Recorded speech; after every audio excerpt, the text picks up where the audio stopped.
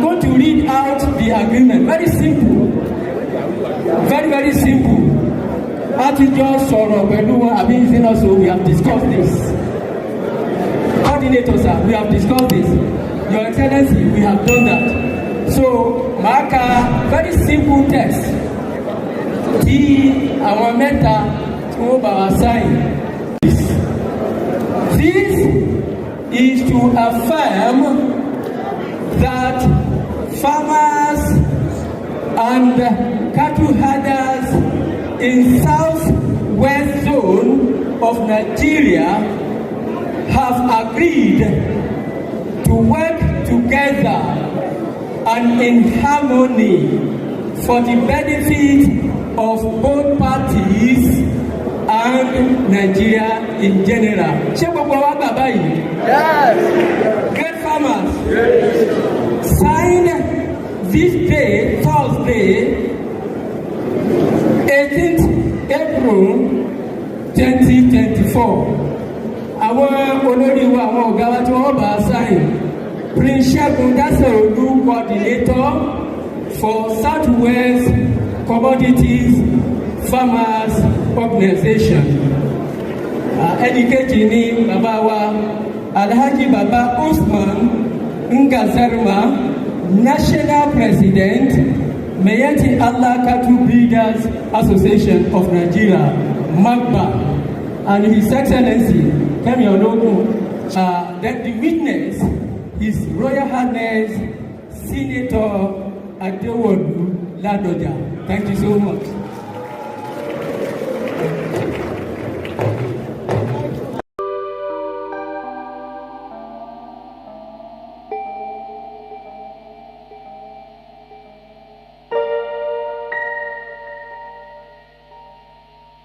What you just watched on that video are farmers and herders in the southwest on Saturday signing a peace pact that will end the clashes between the two warring groups and promote food security for the benefit of all.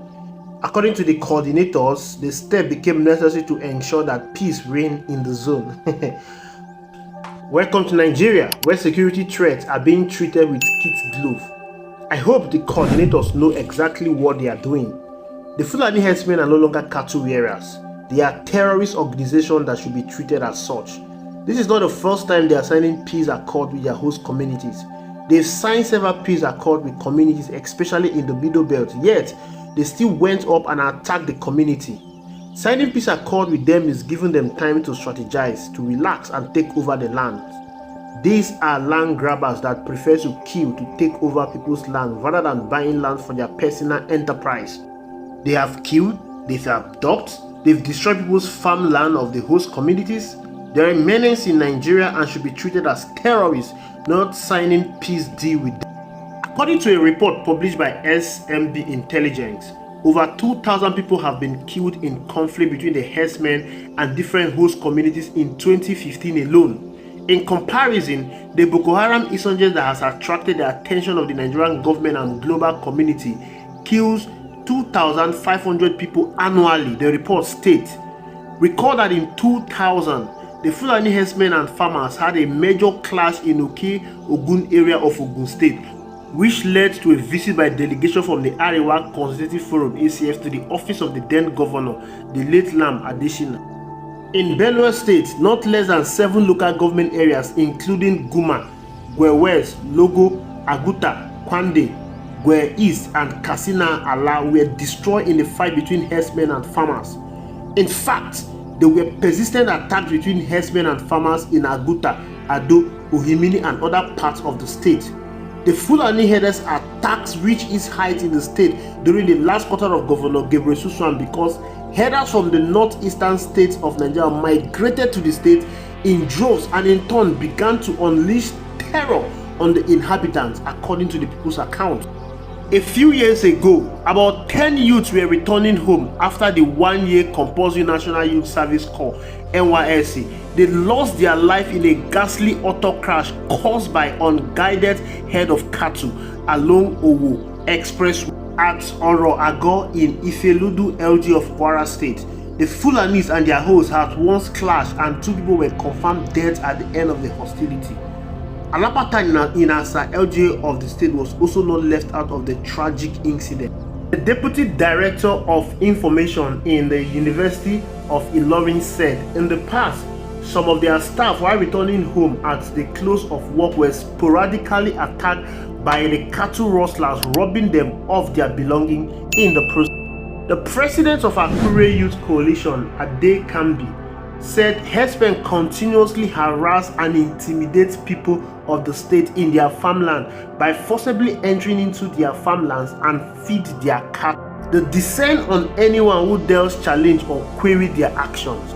Let's not even forget that it was a Fulani herdsman that killed the daughter of the former Afenifere leader, Pa Fasirantu. Let's not even forget that it was this same Fulani herdsman that killed the daughter of former Afenifere leader, Pa Ruben Fasoranti, in his farm. Or is it the attack and killing of worshippers in our church that is being linked to the Fulani herdsmen? We can go on and on to list their despicable act. Their menace went on unchecked and spread across the country. As a way of preventing the recurring tragedies between the herders and farmers, several interventions have been made at different levels. One of such is the recommendation by the 2014 National Conference. The delegates at the conference resolved that nomadic cattle rearing should be stopped, and they equally recommended that ranches for cattle should be established across the country. Cattle rearing is a big business owned by rich Fulani oligarchs. While other business enterprises pay tax and levies, these rich business owners who have cattle scattered all over the country don't. It's been recommended that these cattle should be ranched.